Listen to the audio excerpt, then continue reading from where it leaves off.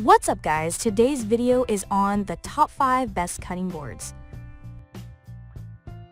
Through extensive research and testing, I've put together a list of options that will meet the needs of different types of buyers. So whether it's price, performance, or its particular use, we've got you covered. For more information on the products, I've included links in the description box down below, which are updated for the best prices. Like the video, comment, and don't forget to subscribe. Now let's get started. Starting at number 5, we have the OXO Good Grips Plastic Utility Cutting Board. This plastic cutting board from OXO is a budget-friendly alternative to our top pick, the Material Grippy Reboard, but has a couple of drawbacks. At 14.5 x 10.5, it's a good size for meal prep.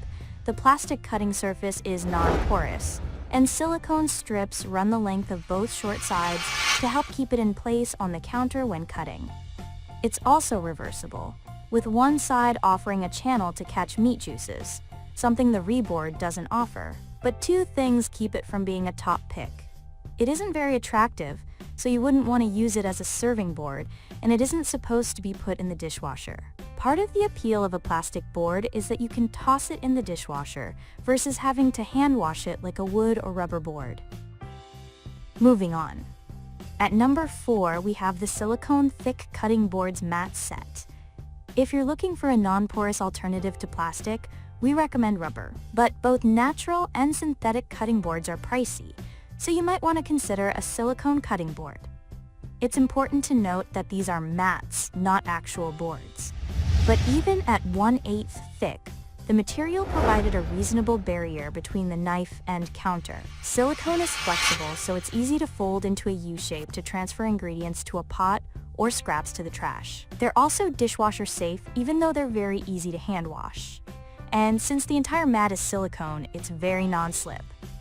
These also have a built-in grooves around the entire perimeter and a hole in the corner for hanging, and so far, they haven't held on to any stains, even from steamed beets, or shown any knife marks, even when we tried to make some. That said, some users on Amazon have reported knife damage to their mats, which could be a result of the silicone degrading. Though silicone is durable and heat-tolerant, repeated exposure to high heat or sudden temperature changes can weaken its structural integrity. At number 3, we have the John Boo's Chop and Slice series Maple Cutting Board. If you have your heart set on a booze board but don't have a lot of space or money, this reversible board from the Chop and Slice series is a high-quality board with a pretty low price tag. It's made of durable maple wood, arrives oiled, it only barely held on to stains from steamed beets, and the footprint is only 18 by 12, but it's still thick, 1.25 inches. Though it's not too big or heavy, it has handle grooves on both ends, which can be helpful if you're carrying a loaded board.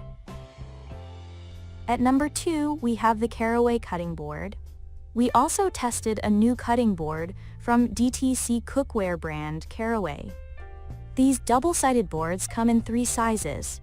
One side has a juice groove, and the other has an indentation along the top intended to hold Caraway's tiny dot and dash containers. They're made from eco-friendly birch, which is lightweight compared to other woods, and feels a lot like maple when cutting.